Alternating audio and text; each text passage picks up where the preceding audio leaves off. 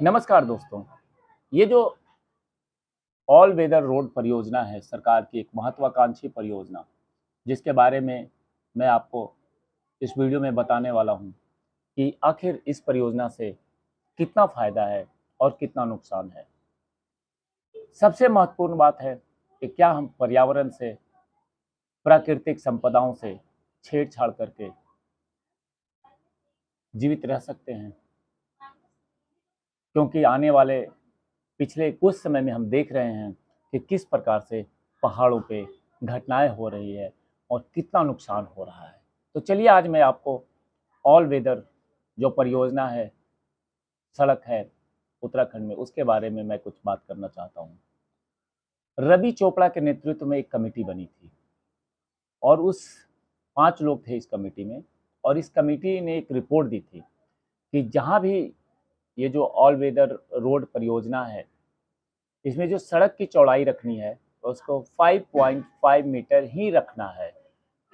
और एक दूसरी कमेटी थी 21 सदस्यों वाली, उन्होंने इस सड़क की चौड़ाई 12 मीटर रखने की मांग की थी। समझने वाली बात यह है कि 5.5 मीटर यानी कि पहाड़ को कम काटा जाए और 12 मीटर यानी कि उस पहाड़ को और दुगना काटा जाए।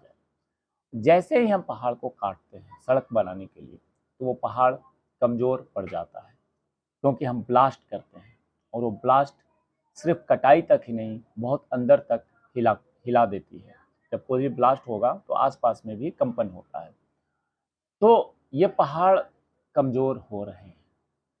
लेकिन चलिए मुद्दे पे आते हैं। कमेटी की रिपोर्ट पेश की गई, 2 कमेटी, एक कमेटी ने 5.5 मीटर और एक कमेटी ने 12 मीटर सड़क की चौड़ाई रखने की मांग की, और ये मामला चला गया सुप्रीम कोर्ट में। मामले की सुनवाई के दौरान सुप्रीम कोर्ट ने सड़क एवं परिवहन मंत्रालय के 2018 के नोटिफिकेशन के आधार पर ही सड़क बनाने का निर्देश दिया। उस निर्देश के मुताबिक पहाड़ी इलाकों में सड़क की चौड़ाई 5.5 मीटर ही रखी जाएगी। केंद्र सरकार ने इस सड़क को 7 मीटर चौड़ा करने की इजाज़त मांगी थी, लेकिन कोर्ट ने कहा कि आप अपने ही सर्कुलर का उल्लंघन कर रहे हैं। साथ ही काटे जा रहे पेड़ों को, जितने पेड़ आप काट रहे हैं उतने पेड़ आपको नए लगाने हैं, इसका भी निर्देश कोर्ट ने दिया। अब दुनिया में सबसे ज़्यादा बर्फ उत्तरी और दक्षिणी ध्रुव में मिलती है। इसके बाद तीसरा नंबर आता है हिमालय का। यहाँ से एशिया की कई नदियाँ निकलती हैं, जिन पर दुनिया की करीब 1/3 आबादी निर्भर है। और इस बर्फ की वजह से हिमालय को तीसरा ध्रुव भी कहा जाता है। दुनिया की सबसे ऊंची चोटियों वाले हिमालय पर अगर संकट आता है तो यह मानव आबादी के बड़े हिस्सों पर संकट होगा। हालिया अनुमान बताते हैं कि सन 2010 तक उत्तराखंड में मौजूद ग्लेशियरों का 70 से 90% हिस्सा पिघल चुका होगा। माफ कीजिएगा, 2100 तक। इससे आने वाले बदलावों की केवल कल्पना ही की जा सकती है।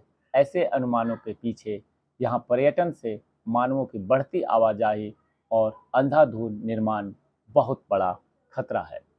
दुनिया के सबसे नई पर्वत श्रृंखला हिमालय आज भी विकसित हो रहा है। भूभाग शास्त्री और फिजिकल रिसर्च लैब अहमदाबाद से रिटायर्ड वैज्ञानिक डॉक्टर नवीन जुयाल बताते हैं कि हिमालय सबसे नया पर्वत होने के साथ ही साथ सबसे कमजोर भी है। इस इलाके में निर्माण को लेकर काफ़ी संवेदनशीलता होनी चाहिए। यहाँ डैम और सड़कें बनाने में काफ़ी सावधानी बरतने की ज़रूरत है। तीखे ढलान होने की वजह से यहाँ की नदियों का बहाव भी काफ़ी तेज है। यह इतना तेज है कि आप अपनी धारा बदलकर पहाड़ों के लिए भी नुकसानदायक कर रहे हैं। इसे रोका या बांधा नहीं जा सकता है। ये लैंडस्लाइड के ज़्यादातर हादसे सड़कों के साथ होते हैं। सड़क का वर्टिकल कर्व भी लैंडस्लाइड को न्योता देता है। इन सब चीज़ों का ध्यान रखना चाहिए। यानी कि नदियों की जो धारा है वो जिधर से निकल रही है उसको निकलने दीजिए। उसको रोकने की कोशिश करेंगे तो बड़े नुकसान का सामना करना पड़ सकता है, ऐसा रिसर्च में बताया गया है।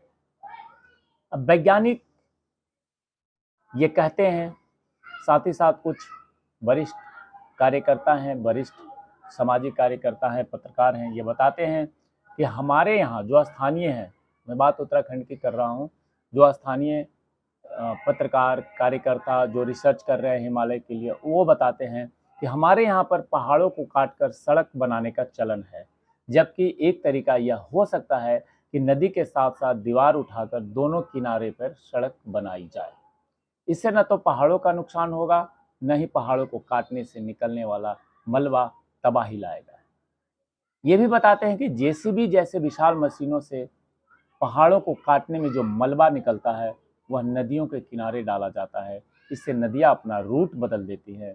और बताते हैं कि चार धाम प्रोजेक्ट और बारिश के सीजन के चलते इस समय उत्तराखंड के गढ़वाल मंडल की लगभग सारी सड़कें बंद हैं। लोगों को कई किलोमीटर लंबे रास्तों से होकर के गुजरना पड़ रहा है और बहुत तो ऐसे लोग हैं जो कि वहाँ अपने जिस जगह पे पहुँचना है पहुँच ही नहीं पा रहे हैं। सारी सड़कें बंद है। एक तरफ जो बाहर लोग बैठे हुए हैं कमाने के लिए, वो अगर कोई दिल्ली में है तो दिल्ली में ही है, कोई उत्तराखंड में है तो उत्तराखंड में। कनेक्टिविटी कट जाती है बरसात के समय में। ऐसा मैं खुद भी देख रहा हूँ कि काफ़ी ज़्यादा कनेक्टिविटी कट जाती है। विकास के नाम पर पहाड़ों का यह हाल किया जा रहा है। अगर पहाड़ ही नहीं बचे तो ये विकास किस काम का रह जाएगा? ये बहुत बड़ा सवाल है आज के समय में कि पहाड़ों की स्थिति जो विकास के नाम पे की जा रही है वो विकास नहीं है, वो विनाश को न्योता दे रहा है। और जिसकी थोड़े थोड़े ट्रेलर हम हर बरसात में देखते हैं कि पहाड़ों पे कितना बड़ा त्रासदी हो जाता है। पहाड़ों की इकोलॉजी पे काम करने वाला एक पत्रकार है रोहित जोशी। वो बताते हैं कि चार धाम प्रोजेक्ट गलत विकास नीति का सही उदाहरण है। यह प्रोजेक्ट धार्मिक और रणनीतिक रूप से केंद्र सरकार और राज्य सरकार दोनों के लिए अहम है। इसलिए इन्हें किसी भी कीमत पर तुरंत पूरा करने की कोशिश की जा रही है, चाहे इससे कितना भी विनाश हो जाए, कितना भी स्थानीय नुकसान हो जाए। इसी चक्कर में कई लैंडस्लाइड जोन बन गए हैं। और आगे ये बताते हैं कि पहाड़ों पर कम चौड़ी सड़क बनाने की बात कहने के पीछे वैज्ञानिक कारण है। इन्हें मैदान की सड़कों की तरह मनमाफिक चौड़ा नहीं किया जा सकता। रोहित ये सवाल उठाते हैं कि कई पर्वतीय इलाकों में आज भी सड़कें नहीं पहुंची है।